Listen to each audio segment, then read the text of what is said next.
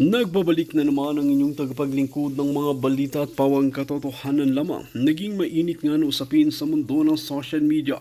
Isang kontrobersyal na balita ang lumabas matapos umanong ang balitang si Tulfo ay di umano'y kumampi na kay Kuting ng Norte. Sa kabila ng mga mabibigat na aligasyon laban dito, ang dating itinuturing na tagapagtanggol ng mahihirap ay ngayon naiuugnay sa mga galamay ng mga pulpolitiko na sinasabing naglalayon ng protektahan ang interes ni Kuting sa gitna ng mga investigasyon at iskandalo. Ayon sa isang insider, may mga ebidensya na nagpapakita ng pakikipag-usap ni Tulfo sa kampo ni Kuting na tila nagpapahiwatig ng pagsuporta sa kabila ng kaliwat kanang issue. Ang naturang aksyon ay nagdulot ng matinding reaksyon mula sa publiko, lalo na't kilala si Tulfo bilang kritiko ng katiwalian at tagapagtaguyod ng katarungan para sa mahihirap. Hindi ito ang Tulfo na inaasahan namin. Akala namin kakampi siya ng mga naaapi, pero bakit siya kumampi sa isang tao na iniimbestigahan sa mga malalaking kaso? Tanong ng isang netizen. Samantala tahimik pa rin si Tulfo sa mga paratang na ito. Ang ilan sa kanyang taga-suporta ay nagsasabing hindi dapat agad-agad husgaan ang kanyang pagkilos. Gayunpaman, may mga lumalabas na impormasyon na maaaring bahagi si Tulfo ng isang mas malaking plano na naglalayong palakasin ang imahe ni Kuting sa kabila ng kontrobersya. Mga kaibigan, nakakalungkot nga na katotohanan na talagang hindi makapaniwala ang maraming netizen na talagang umanib na nga ba itong si Tukmol na ito kay Kuting ng Norte. Mga kaibigan, para nga sa karagdagang impormasyon, panoorin nga natin ang buong video. At kung bago ka pa lamang sa aking channel, huwag kalimutan i-click ang subscribe button at notification bell para lagi kang updated sa ating mga bagong video. At para sa solid viewers natin dyan, maraming salamat sa walang sawang pagsuporta. Mga adik at mga kriminal, nagkakaisa silang lahat. Ang kaban ng bayan ay ninanakaw, masama yan sa kaunlaran. Isigaw natin sa buong mundo, nagburol ang Pilipino. Wag na wag ibuto ang mga kandidato nang nambudol sa Pilipino. Tanggalin na natin ang isang pangulong nambudol sa Pilipino. Alright! Nabudol ang Pilipino. Present ang aking mga Guardia Civil, si Roberto Benedicto na nagmamaganda. Okay, si Prada Lucio, si Zerzoro, si Prada, matagal ko ng love yan. Si Ellie, si Nanette Gonzalez, si Candelaria, at si Erwin Tulfo watching right now. Hi Erwin, how are you doing, my darling Clementine? Okay, mga kababayan. Ano ba ang isasagot natin kay Erwin? Okay? Okay, nakikita ko yung comment ninyo. Okay, mga kababayan. So, inilabas natin ang issue ni Erwin Tulfo na kung saan nung siya ay pumunta sa Amerika, ay nagnakaw siya ng identity sa katauhan ni Erich Sylvester Tulfo. 'Di ba? I-recap lang natin para sa mga kapapasok lang.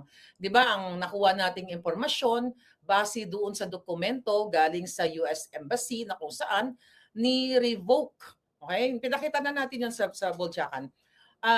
Erwin, pinirmahan, 'di ba, yung iyong na-revoke ang iyong US passport. Ito kasi 'yan, Winong. Okay, balikan natin yung mga issue, mga palangga. So, hindi ka talaga si Erich Sylvester Tulfo. At hindi ka rin ipinanganak sa Hawaii. 'Di ba? Kasi, ang umamin ka doon sa dokumento na yon na ikaw ay ipinanganak sa Leyte. Yan ang katotohanan. So ngayon ang issue dito, mga palangga, yun nga, ang kanyang US passport ay ni-revoke nga noong 2021. So napag-usapan na natin yan, ni-revoke 1991, 91, mayroon siyang US passport, 2021, nag-renew siya kasi every 10 years. 2011, nag-renew siya, 2021, na-renew niya, then na-revoke ng US Embassy. Alright? Diyan sa Pilipinas. Actually, hawak pa natin yung mga US passport number dito. So, hindi na lang natin syempre babanggitin pati pati Social Security mo. Pero kasi hindi na to sa'yo. US Social Security ending 2169 is hawak ko din ang information.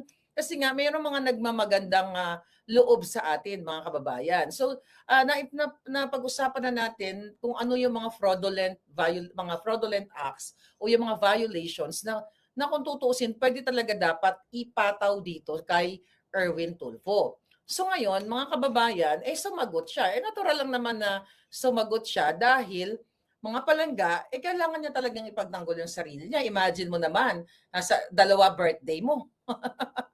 Bumi-birthday ka ng August 10, 1963, pinanganak ka sa Tacloban, bumi-birthday ka rin ng December 30 na ipinanganak ka ng 1965.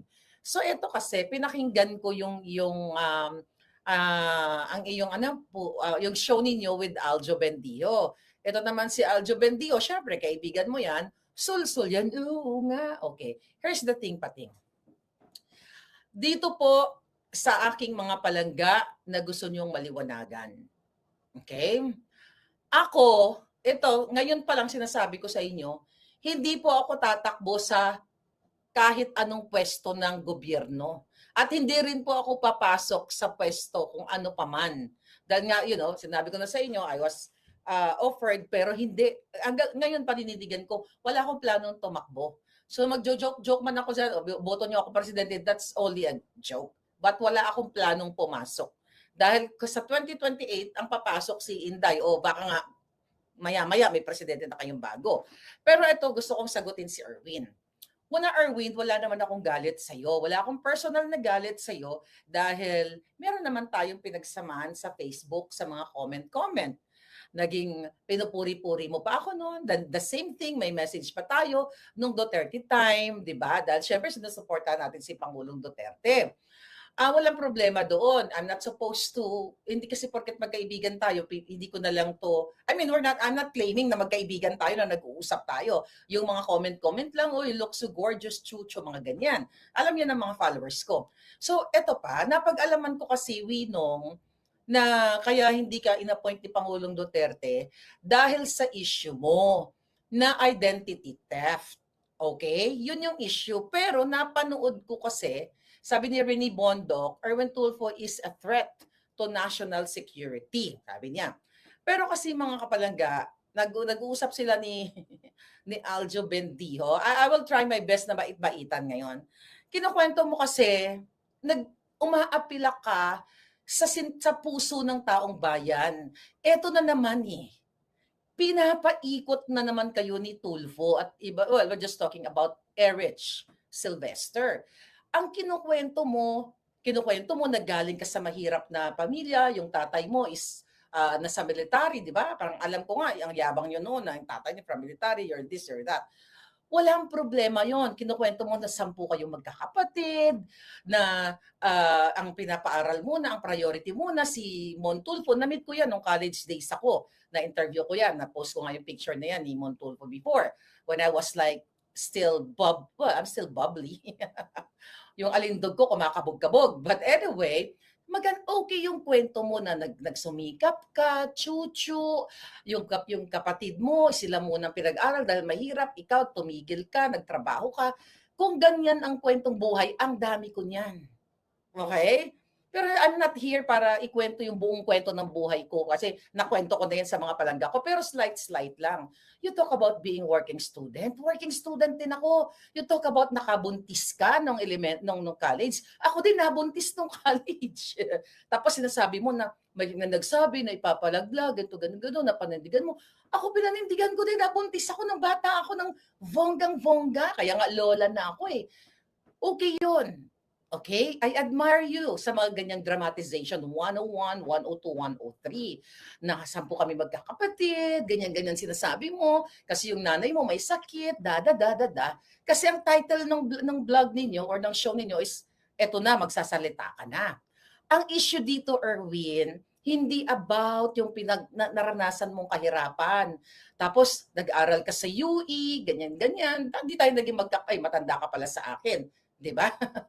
Halos pareho tayong may alam mo yung mga OFW, halos pare-pareho naman ang kwento ng buhay yan na nakahirapan, nag-aaral, chuchu hanggang sa isang araw, 'di ba, nakabuntis ka nga ng iyong jowa, pinanindigan mo sa Pampanga, chuchu hanggang sa ang hirap ng buhay, naisip mong mag-Saudi dahil na-admire ka doon sa mga malalaking ginto na mga Saudi boy or Saudi girl noong unang panahon, 80s ganyan, 'di ba? Pumila ka sa sa OWA, sa POA or 'di ba? Pumila daw siya para mag-apply, hindi siya natuloy sa Saudi. Then kinontak na yung kamag-anak. Kinontak mo yung kamag-anak mo dito sa Amerika, sa San Francisco. That's good. Lahat tayo gusto naman talagang makaahon sa kahirapan. Then you talk about your life here in America na nagtulak ka ng mga pushcart para magkapera, ikaw ay naging janitor, naging casino, nagtrabaho ka sa casino, nagtatrabaho ka sa araw, sa gabi, Then kinukwenta mo, masama ba? Sabi mo, na kasalanan ba yun? Na gusto mo lang pakainin yung mga anak mo? Gusto mo lang supportan? Ay, jutang Genimes. Lahat ng OFW, ganyan ang kwento. Dong, ganyan din ang kwento ko. Pareho tayo ng kwento. Yun nga lang, hindi ako nag-TNT. But I'm not the bida here. You are the bida. Okay? Nakwento yan. Alam niyo yan, mga palangga. Kwento ka na ganito, nagkukuha ka ng card. Siyempre nga naman, yung mga tao, yung mga well, I will not address you nga because I want to educate you. Kaya lumulubog ang Pilipinas, lumulubog ang buhay ninyo dahil sa mga ganitong klaseng politiko. Kinuwento mo na ganito, ganyan, ang hirap kasi kailangan mo magpadala ng pera, nabuntis yung asawa, mga ganyan. Kasalanan ba kasi wala kang nagawang krimen? Fraud, identity theft, ay fraud yan. Kasalanan yan. Sinabi ko na sa iyo, based dun sa article, what do you call it, sa mga batas na sinight natin in the last few days ago, kahit 250 years pwede ka makulong. Ang issue, Erwin, hindi sa pagiging TNT. Marami akong mga kakilalang TNT. And I don't judge them.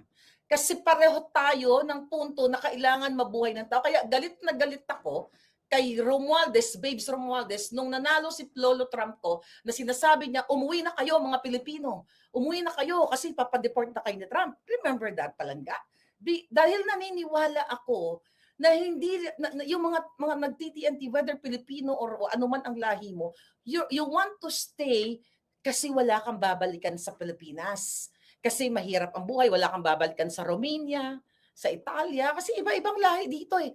But the point, Erwin, sa mga follower ni Erwin Tulfo, ito kasi kadyutahan at nililin lang kayo. Nag-fast forward sa kwento niya. Hindi mo sinagot paano mo ninakaw ang identity ni Sylvester Stallone. No, ni Rich Sylvester.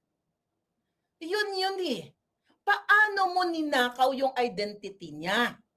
Paano ka nakapasok doon sa military na sinasabi? Kasi nag-fast forward ka na eh. Sa kinuwento mo muna, paghihirap. Tapos, may mga pagkakataon na nag-uusap kayo mga Pilipino na, may trabaho ba dyan? Ganon din ako, mga hitaan. Di ba? Alam niyo yung story ko, yung mga palangga ko, mga ganyan.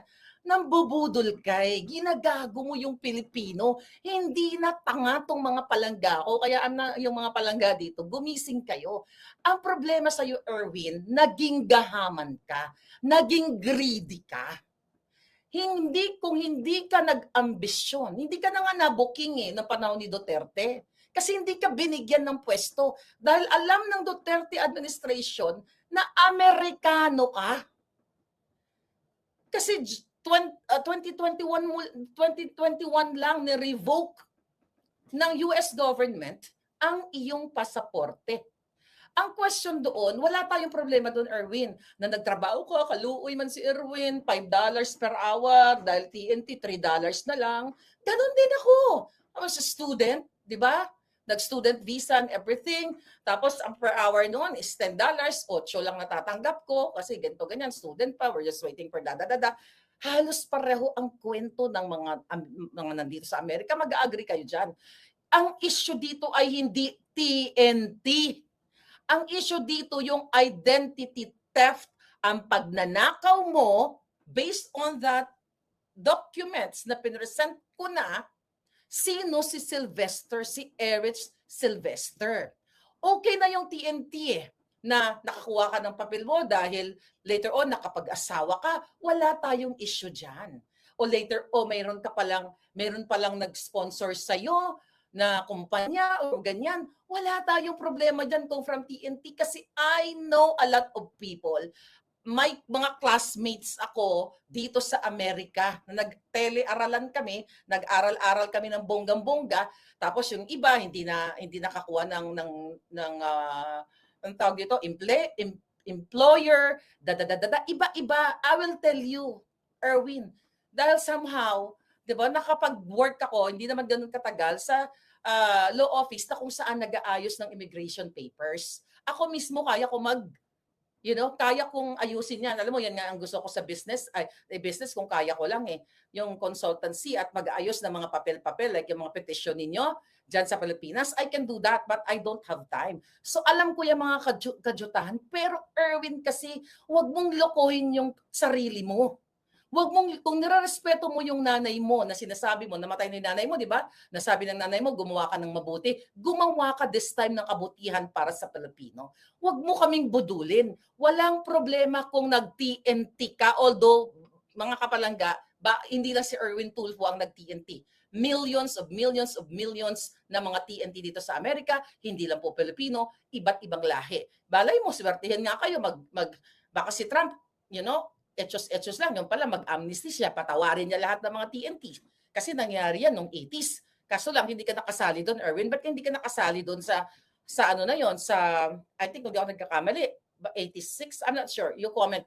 Kailan ang huling nag-amnesty ang Amerika sa mga undocumented? 80s yun, but it just so happened, naging Erich Sylvester ka na, kaya you don't need amnesty. So ito ang chika bumbum, Erwin. Huwag mong budulin ang Pilipino. May nalabag kang batas.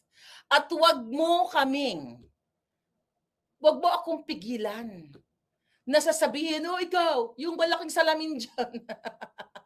sabi ni Winong, yung ano dyan, yung babae dyan na malaking salamin sa Amerika, na ganyan-ganyan, o ng mga, na baka nakapangasawa ng AFAM. May ganon. So, ano na lang ang tingin mo dito sa mga palangga ko talagang nakapangasawa ng AFAM? Maswerte ka, may pera, ganon. Diba? Sana totoo, na mayaman ang asawa kong AFAM. Akala ko ba napatay ko na yung asawa ko? Diba? May mga ganon silang, may mga nilabas si Lisa. Akala ko ba napatay ko na yung asawa ko? Tapos ngayon may asawa na naman akong AFAM. Anong kadyutahan yan? At mayaman. Alam mo, wish ko talaga yan. Meron bang AFAM dito na nakikinig sa akin? Ngayon,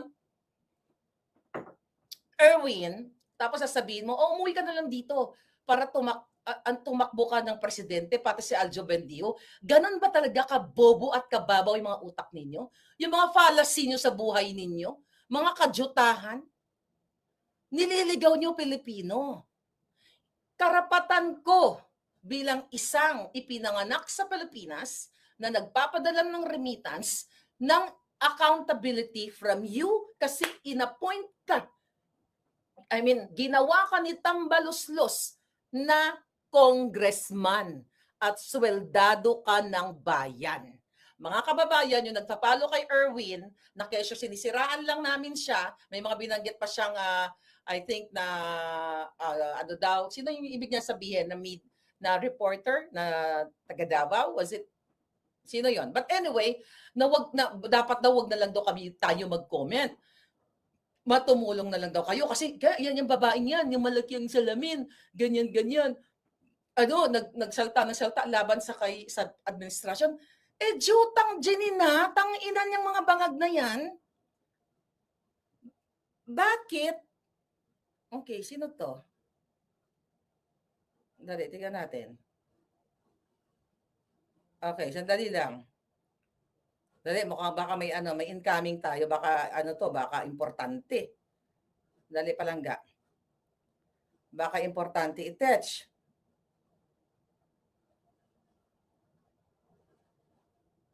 Okay. Sige, babaya. Okay, tuloy ko. So, ang punto de vista, thank you palangga, you're watching. So, ang punto de vista dito, Erwin, yung pagnakaw mo kay Sylvester Stallone. Ba't hindi naka-on yung aking what the heck? Diba, may card, may pa naman. Sa kay Erich Sylvester. At yung sinasabi mo na hindi kami what do you call it? Huwag na kami magkomentaryo o magkritiko sa bangag na presidente. Yung malaging salamin dyan. Mamahalin yung salamin. Nainggit ka. At least hindi ko to ninakaw sa bayan. At ang iba dyan, regalo. Di ba, wala ka sa tono eh. Salamin ko ba ang issue? Ang issue dito, Erwin, yung pagnakaw mo ng identity ni Sylvester, the Erich Sylvester. Yun yung na-miss mo sa kwento. Paano mo nakuha yung US citizen mo? Paano ka nakakuha ng passport? Dahil ipinaliwanag dyan, 1991, nakuha mo yung US passport mo through Erich Sylvester. Paano mo nakuha? Sino si Erich Sylvester? You know, I'm fond of forensic files. Marami dito ginugurgur. Kunyari, kaya ang question ko, si Erich Sylvester ba ay nagurgur? Ano ba siya? Buhay pa ba si Erich Sylvester? Sino siya? Kamag-anak mo siya? Bakit nanakaw mo? Based on that document na finorward sa atin, paano mo nakuha yan? Hindi issue dito yung nagtrabaho ako kasi kailangan ko buhayin ng mga anak ko. Buha ka ng ina, lahat kaming OFW, ganyan. Ako nga nakikitulog din sa friend ko. Dahil ayoko magbayad, bago pa lang ako, ayoko magbayad ng $300. Makikitulog lang ako dati, $300. Totoo yun, dahil syempre, kaluoy man ang aking bibi, di ba? Ganyan-ganyan, padala ko na lang to. It's all BS. Lahat yan pinagdaanan. Gusto mo mag-iyak-iyak pa ako dito? Ay naku anak, nandito si mama sa Disneyland, mapunta din kayo dito. Tapos giniginawa ko. Totoo yung kwento yun. Dumadaan ako sa Disneyland, Erwin. Abi mo bala, Erwin? Nakaintindi ng ilong ko yan. Gumaganyan ako, Edwin, no? Tumutulo-tulo ang luha ko. Naku, yung dalawa kong anak. Dadalhin ko sa Disneyland. Sana. Mga ganun, chika. Lahat, halos ng OFW, whether Amerika o saan man, pinagdadaanan niyang mga pagsusumikap na yan. Kasi nanay, magulang tayo na gusto natin mabigyan ng mabuting kabuhayan ang ating mga anak. But hindi ko papasukin ang identity theft, ang pagnanakaw ng identity, ng my identity. Dahil crime yan, kaso yan. Dapat nga, yun nga, I hope the American government will file case against you. Ayon sa aking friendship na taga-Alabang, hi, sa mga mayayaman kong friendship, akalain nyo, mga palangga, kino-question yung aking mamahaling salamin daw. Baka naman. Regalo lang yan sa akin, yung iba dyan. But anyway, sabi ng ating Alabang girls, ang Alabang friendship natin, yung drama ni Erwin Tulfo na nakabuntis siya. Ano ang kinalaman ng Pilipino sa libog niya? Oo nga. Hindi justification yung libog niya para magsinungaling siya at magnakaw ng identity. Exactly. Kaya nga palangga kaya di ba sabi ko, nung sabi niya nakabuntis siya, ako di ba nabuntis masarap kaya yun? Anyway, mga kababayan, yung mga follower ni Erwin Tulfo, huwag kayo magpapaniwala sa taong to. Ang naging problema sa iyo, Erwin, naging gahaman ka, greedy ka. Imagine mo, you have 200 million assets. And based dun sa pinakita nating dokumento, binasa nating dokumento, mga palangga, yung yung declaration mo, ito pa issue sagutin mo. Kasi may record ang Kongreso ng ng iyong personal data sheet. Okay? May record ang gobyerno, ang Kongreso na ang dineclare mo for those years 4 million pesos lang na iyong income. How come na nagkaroon ka ng 200 million assets o kayamanan? Saludo ako sa iyo na at least yung anak mo binuhay mo. 'Di ba? Hindi na pariwara, okay 'yun. Pero hindi yan, girl, hindi yan ang issue. Ang issue, paano mo, maikulalya na ako, ninakaw ang identity ni Erich Sylvester.